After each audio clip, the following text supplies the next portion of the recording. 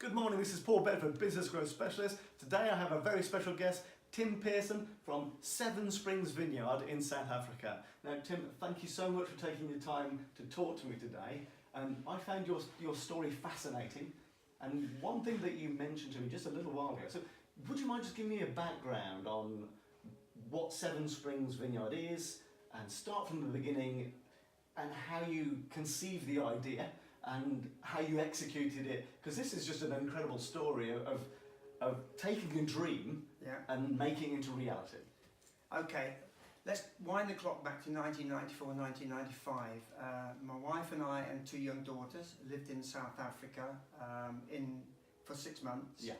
I was going to buy a small cleaning business over in a place called Nelspruit, which is near the Kruger National Park. Beautiful place. Absolutely nowhere near where the wine is being made, but the business didn't work out because effectively the guy was a crook, and we told him to get stuffed, and came back to the UK and started growing a business over here, which is a commercial cleaning business. Right, so you started your Goldcrest cleaning in the UK. Yeah, that was started in 1993, but then that is where my passion for South Africa came from. And I think Africa has a tendency to get in your blood. I've been over there several times. It's a magnificent country, isn't it? Oh, wonderful. Anyway, 2005 was our 25th wedding anniversary, and Vaughan, my wife and I, went back to the Cape for a 3-week holiday, and it was her who said, if you were still looking to do something in the wine business, let's just have a look around and see what's available. Yeah. We went to Stellenbosch and a place called Franschhoek, which are Stellenbosch, very, very well known place for wines. Everything was too expensive there. It was either already built, we couldn't afford it. Went to a place called Hermanus, and Hermanus is on the coast, about an hour and a quarter east of Cape Town. Right. And Hermanus is famous for its whale watching. We went there for a couple of days. Went down a valley called the Heaven and Earth Valley, Hemelonada Valley in Afrikaans. And it was Vaughan who said, if we're going to do anything, this would be the perfect spot. So this is not wine country though? Yes, it is. It is wine country. Okay, so this is... There are only a few wineries there. Yeah. It's about an hour away from most of the major wine growing regions. Right, so it's kind of on the outskirts of the wine. Yeah, and there were about three wineries at the time making wine there, but one thing they were known for is Pinot Noir, which South Africa isn't very well known for. More well known for Pinotage, which is a cross between Pinot Noir and another grape, but Pinot Noir not. So I thought, okay, we came back to the UK, started doing a few web searches, and then I guess it was in December of 2005, I found a piece of land that was for sale along the valley, about 20 kilometres down the valley from where it started. Contacted the owners, and they said yes, the land's for sale. It had cattle on it, it was rough pasture land. Right, so it wasn't a vineyard at all? No vineyards. Fields kind of thing. And the nearest vineyard was about 5 or 6 kilometres away. Right.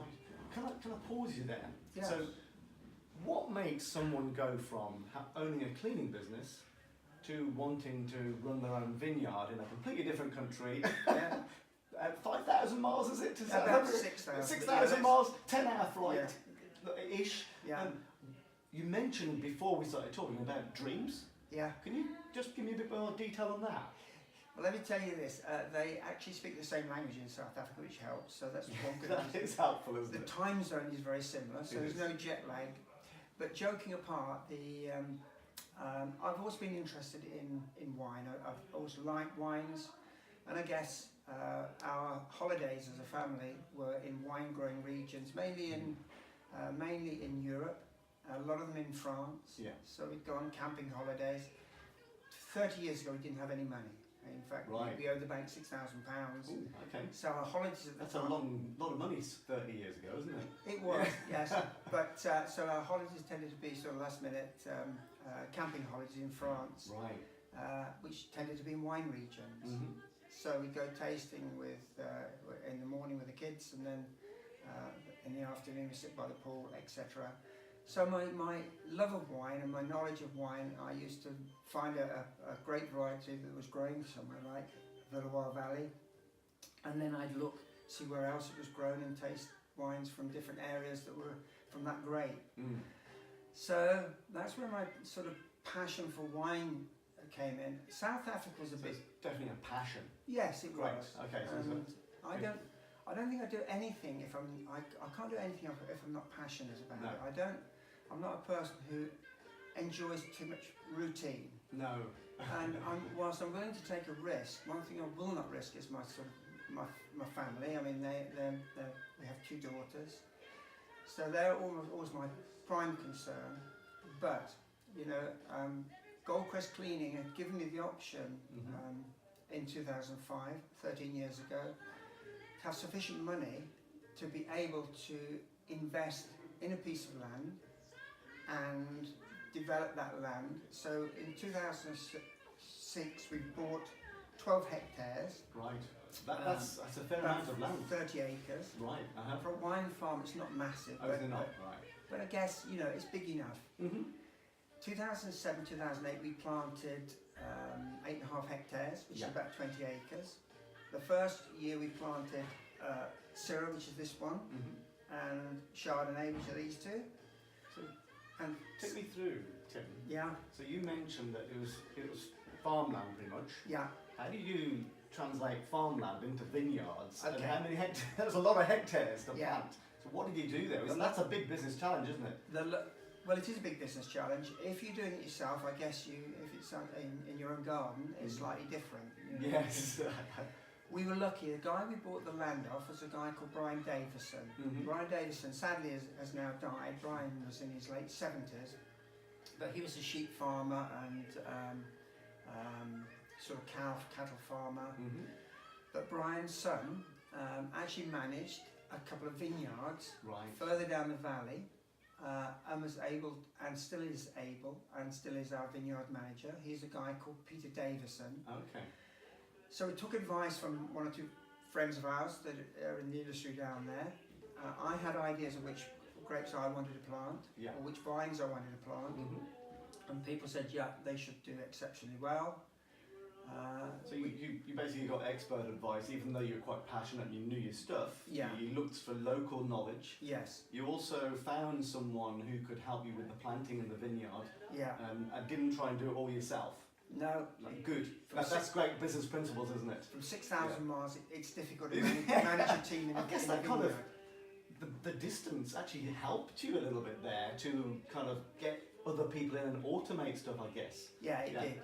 I guess the situation is, with Goldcrest Cleaning, I mean the company now employs about 250 people. Gosh, that's amazing. Goldcrest, I no longer manage the business, it's managed and run by someone else. Yeah. But I've always been able to, or always felt I've been good with people and can manage people and probably build a team up. And it was a similar principle to that. Finding the right person was a stroke of luck. So we took Peter on as our vineyard manager. Yeah. He organised the planting of the vines, he organised the growing of the vines, and then he organised the labour for pruning the vines. And as I say, Peter is still our vineyard manager, and he works on a subcontract basis. Yes. So Peter is... You mentioned when we talked, okay, that's fantastic. So you got Peter in there, and he's managing and pruning, and he's got the people in there, the right people to do the right jobs. You mentioned that even though you got the vineyard, you couldn't actually make the wine yourself. No. So it was a staged process, wasn't it? So you've got the vineyard, and the next step is obviously make those grapes into something people could drink. Yeah. How did you go about doing that? Okay. Initially, and then you mentioned how you progressed it. Yeah. And that little story around there, that'd be really interesting. Well, to start with, 4.5 years was our planned time for making our first wine. So you had a plan? Yeah, we had an idea. We thought two things. We could either sell the grapes off for the first few years, or sell the grapes to let somebody else make the wines. The problem was we went back in November 2009 for a 3-week holiday. Went to see how the vines were doing, and a famous winemaker down there, a guy called Peter Finlayson, said to us in November, and if you think that the harvest in South Africa is February and March, right? So we were sort of three 3, 4, 5 months of what would be a harvest. Yeah. Said if you want to make a wine, you could make a wine next year with these grapes. The vines are so well developed. If you keep it the yield low. Yeah. And we thought, oh God, what do we do? It's a short time. We hadn't even come up with a name then, because we were sort of not expecting to make wine for another 15 months. So we thought, yeah, we'll go for it. Had friends in the industry. Somebody had recommended a young lady winemaker called Rihanna van der Merwe. Yes. Rihanna had worked for him as an assistant winemaker for 4 months during a harvest. The harvest we were in, the 2009 harvest. And he said, Rihanna would be great for you guys. We interviewed Rihanna. She was the only person we interviewed for the job. Only 25 years old. She's quite young, isn't She was it? very young. Yeah. She hadn't made her own wine before. She'd only been assistant winemaker. But what struck you as, just because that seemed a little bit, unless you, what was it about her that inspired you to take her on and you know, and trust her with your winemaking? I think what you do, you have to have a belief in people. Yes. And I'm not saying every belief you have in every person is right. No. Rihanna came over as being really passionate about what she was doing. Yeah. Recommendation from Guillaume, the guy who was the winemaker, friend of ours, said she has excellent winemaking skills. Yeah. Her administrative skills are very, very good. She turns up on time. So all the qualities that you look for, yes, they're all there. appear to be there. Great. People said it's a risk. Well, would have been a risk taking anybody on, I guess. Yeah, it always is, isn't it, with But employing people? we didn't have our own winery to start with. We couldn't afford to build our own winery facility. No. So we had to look for somewhere to make our wine in the first year. So the interesting thing here is, Tim, so you obviously had the vineyard, Yeah. and you needed a wine creating place. A facility. A facility, yeah. And instead of actually just getting into debt over, over committing yourself, what you decided to do was actually use someone else's wine facility. Yeah. Which is a very shrewd move, in my opinion. You still have to pay for it. Of course you do, yes. It actually, yes, it meant no capital expenditure on our own place. Initially. And it was not funds that we had available anyway to build our own. Having our own winemaker, though, meant that the style of the wines that were being made would be consistent. You could control it. Correct. Within someone else's facility. Yeah, if somebody else made the wines for you, you're always going to be second best. They're going to make their own wines first. Of course they I'm will. not saying they're not going to make a good wine. No. But having a person working for you meant that they could concentrate their efforts on not just our wine, but their wine. Yeah. So Rihanna has taken ownership for these and has been our winemaker since the first day we made a wine. Brilliant. So we found a winery in a place called Elgin. Elgin's about 25 kilometres from where our vineyard is. And we made our wines there for the first year. It was a winery called Iona. It's very well known. Andrew Gunn, the owner, is a friend of ours. So we paid to make our wine there for the first year, which meant that Rihanna, our winemaker, had backup facilities there. Yeah. And another winemaker was there, so she could ask questions and that's very bounce useful. ideas off him. In subsequent years, up until 2017, we made our wines also in Elgin, but in another winery, which had much bigger facilities. So you were expanding, so you went from one winery to another one that was bigger and better capability. Correct. Great. So that's how we've made our wines over the last sort of 7 years.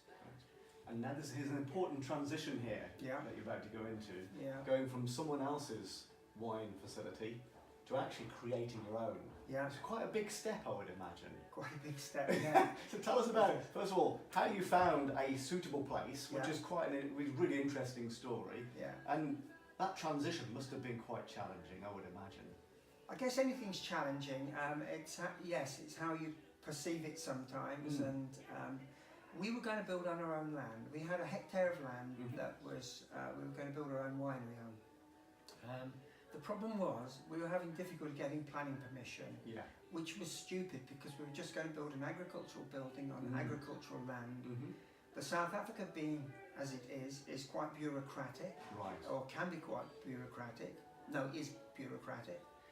And it was taking time getting through different departments, asking these questions and those questions. And a year passed and we still heard nothing from them. We were over there in 2017, 3 days before we were coming back in March. Our next door neighbour's farm, or our next door neighbour, who is about a kilometre down the road, came to us and said, I have some buildings that have just become vacant after a mushroom farmer had been renting them. They've gone out of business. I think these might be buildings that you might be able to utilise. Mushroom farming. So we thought, okay, we'll go and see, we'll go and humour him, Yeah. thinking they're going to be like Nissan sheds with half filled with chicken, muck, or cat muck, or guano, whatever you want to call it. with button mushrooms growing out of it.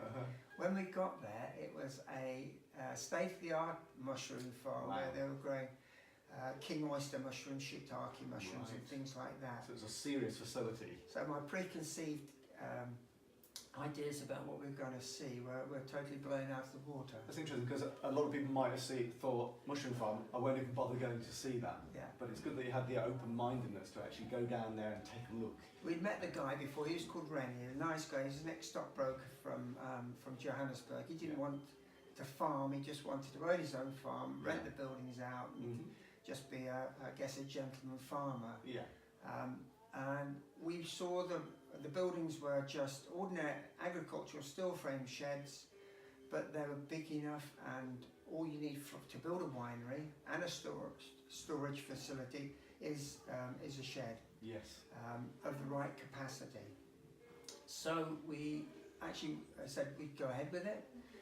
We actually went and did got a few quotations for doing certain things like taking walls out, putting new walls in, repairing a roof or two, and we were lucky enough because Rennie, the guy we bought or we rented off, Rennie project managed it for us. Oh, that's handy. So we put a new floor in one of the facilities. I guess it's in his interest if you're going to rent that for a long time. Very much. So you're not going to invest and then just move out. No, we had a good rental agreement on it. The facility is far too big for us. It's about 3 or 4 times bigger than we actually require right now. But what that means is, A, we can expand, and B, we can actually rent out space ourselves. Sublet it, yeah, absolutely. And sublet. And in fact, the rental income, it won't quite be next year when we reach it, but the rental income the year after will exceed what we are paying in rent for the place. So the sublet rent will cover your rent? Yes, it will. That's fantastic. What a great idea. So after making a loss the last few years, because our costs have been doubled by renting off someone else, and Rihanna's wages and all the startup costs, because to start with you're not making much wine. No. So we should break into a profit either we're close to we'll be close to making a profit end of 2019. Great. So you got your projections in there, you know. Yeah. Great. I don't know, but you know the projections are, if we rent the space out that we want to, we will more than cover the rent. Yeah. So with the wine, you mentioned that the selling of the wine, and you also mentioned your kind of niche market. Talk to me about your niche market and who you're selling the wine to. Well, the wines we're only producing 55,000 to 60,000 bottles a year, which is not much wine in global wine terms.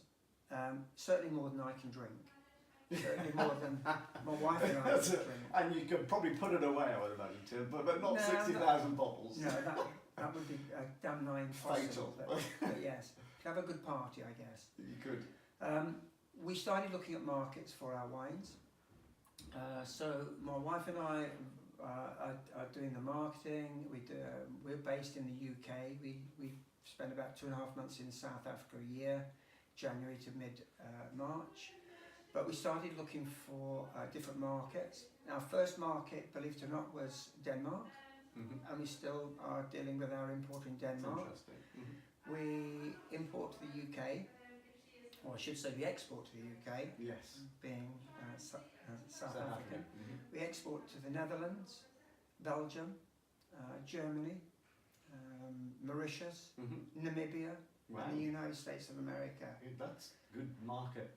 So those, not the whole of America. I mean, they could, New York City maybe could swallow up all of our wines and more. Yeah, probably could. So it's about finding a diverse markets and, you know, building relationships up with people that are importing our wines. And so you also mentioned kind of like the kind of restaurants that you're trying to sell to right now. Can you expand on that? Yeah, what happens is we have a UK importer. Our UK importer is called North South Wines. North South import our wines and then sell through wine shops and other wine distributors in different areas of the UK. Yeah.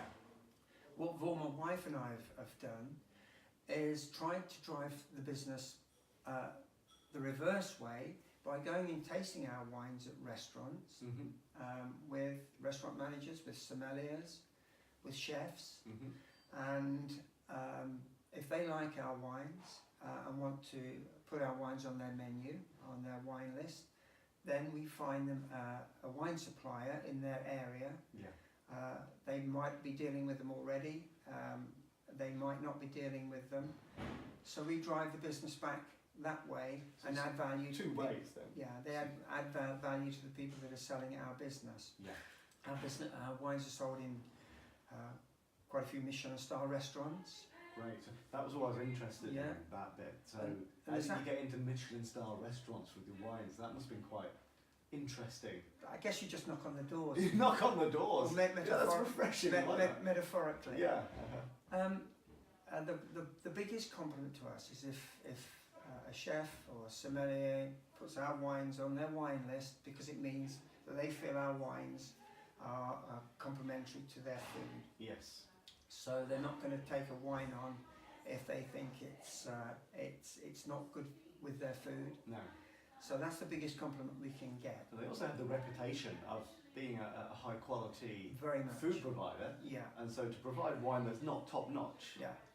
Wouldn't fit in with their whole ethos as a restaurant, would it? No, they can't do it. And actually, one of the nearest restaurants to here who has our wines is a restaurant called Salt Restaurant in Stratford-on-Avon. Salt, yes. Yeah, S-A-L-T. He's a Michelin star, isn't he? His name's Paul Foster. Paul Foster, yes. Paul, we actually had a meal there about 2 weeks ago, and I knew that Paul had been put forward for a Michelin star. Yes. 4 nights ago, he actually received his first Michelin star. How brilliant is that? Yeah. I want to go talk to him. It's fantastic. No, Paul's a great guy. I mean, do talk to him, because I mean, he's only started over a year and a half. Yes. I think, I don't know, it was either crowdfunding or wasn't it Mallory Court at some point? It was at Mallory Court. He was chef at Mallory Court. Yeah. But Paul had the vision to sort of start this small restaurant and really go for it. And to get a Michelin star in such a short time is an incredible achievement. It is. And the guy's from Coventry, so he's a local lad. Fantastic. That's so really yeah, good. we diversed a bit, I guess. Great. Okay. So that's fantastic. I love what you're doing here. I love your story of progression. Yeah. It's obviously had its downs as well as its ups. Oh, all business, it does everything. Absolutely, it absolutely does. Yeah. And a lot of business owners, I think, when they get into their business, one thing they don't realise the downs as well as the ups. Well, you can't. No, it's something you can't predict, and it can be quite lonely being a business owner. Yeah. I found a lot of business owners I've talked to, because they've got no one to bounce ideas off. No. One of the things I've noticed, just to summarise what we've talked about, is I've noticed a theme here. Yeah. You've got a lot of friends, and you get to know people, and your network. Yeah. Is of high worth to you. Would that be a decent summation? Yeah, I think it has to be, because if you're going into something, it's like, I've never had children myself. My wife had our 2 daughters. But your wife had the daughters. It's like we became grandparents for the first time 4 months ago. Oh, congratulations! Our youngest daughter Kate has a baby boy. Brilliant. And whatever advice you can give a new mother. I guess business is the same. Whatever advice you get, you have to make your own judgment call, because you probably get 5 or 6 different opinions. Yeah, it's and hard, more. Isn't it? Yeah. And you either need to work with somebody as a business advisor, business mentor, to run ideas off, I didn't ask him to say this, by the way, but He actually did. He said, "Oh, come on, Tim, I didn't." He said, I'll bring you £500 if you mention that. But no, you said that it can be a lonely business, Yes. and yes, it can be. And even if you're in business and you have 5 or 10 employees working for you, you need someone to go and talk to and talk ideas through. And Absolutely. so many different things. When I started Goldcrest Cleaning, I got a £40 a week. I can't even remember what it's called now. From the Chamber of Commerce, they were doing a business startup sort of cushion or parachute or whatever you call it, something to help businesses set up. You had to go on a 2-day course with the Chamber of Commerce and learn and put a business plan forward and things like that. Yeah. I'd never done any of these things before. No. And I was completely new to them. I found it useful, but I also found the Chamber of Commerce tended to have people that were probably who'd been in business and failed, right? Rather than people that had probably been in business and succeeded. That's not the Coventry Chamber of Commerce. No, right now. This is a long time ago. It was the Coventry Chamber of Commerce, but the guy that I found it very, very useful. But one of the guys that was I was chatting to was somebody that had been in business and had failed in business, right? And that's not a bad thing sometimes. You know what? It teaches you a lot of lessons. It teaches you a lot. What it teaches you is for every person that goes out there and starts his or her own business and succeeds, there are probably 1 or 2 that fail as well. Yeah. But you know, life's like that. I think luck plays an important part. Yes. I think when I started my own business, I had to go out there and get my own contracts. You know, they didn't just walk through the door. They don't do that. Didn't have a shop front. I was lucky that I didn't have a shop front because it didn't have upfront costs. I started from our dining room. Right. So low costs were a good thing. My wife was actually, I said we were actually owing the bank £6,000 in 1991. Yeah. 1993 when I started my business, we just about paid that off. So we didn't have a lot to start a business up, and it was my wife's income that fed our two daughters, that fed us, that paid our mortgage. Yeah. So there was support from her to set my own business up, and I couldn't have done it without her. That's really important. So that's part of the team. And we're still married now. In 2 weeks' time it'll be our 38th wedding anniversary. 38? Yeah. That's amazing. Nice one. And you know, so Vaughan, my wife, was actually a sounding board in one respect. Yes. But I think you still need other people outside of your family to be able to sit down, have a coffee with, go through things, and then find out whatever problem you think you were having. Everybody else has had those same problems. They have, it's interesting. That's probably a complete other topic that we could talk about for ages. And I do want to re-interview you, Tim, about your experience at Goldcrest and building that business, because that's a really exciting story, I'm sure, as well. But fantastic to talk to you. Should we crack this open and have a little taste? Yeah, let's have a taste. This is our unoaked Chardonnay. We make 2 Chardonnays, an unoaked and an oaked. And I've just spilt some on the table, but don't worry, I'll lick it off. Come right up. Unoaked Chardonnay is made in stainless steel tanks. Oaked Chardonnay is made in oak barrels. There you go. But this wine, our unoaked Chardonnay, and our this is a bit of a plug now, and our our Syrah, have both been accepted and put on South African Airways first class this year. That's really great. We don't have a massive production of it, so we have to give them an allocation. But for promotional purposes, they pay for the wines. For promotional purposes, and that's amazing. All those first-class passengers drinking your wine. So, brilliant. So that's good. So thank you so much, Tim, for your time today. Good to see you. Yes, let's have a little sip you of like this. the wine. And by the way, it's actually 9:30 in the morning. So we won't be drinking more than 10 glasses. Tim, thank you very much. That's fabulous wine, by the way. You're welcome. Let's just Thank stop you.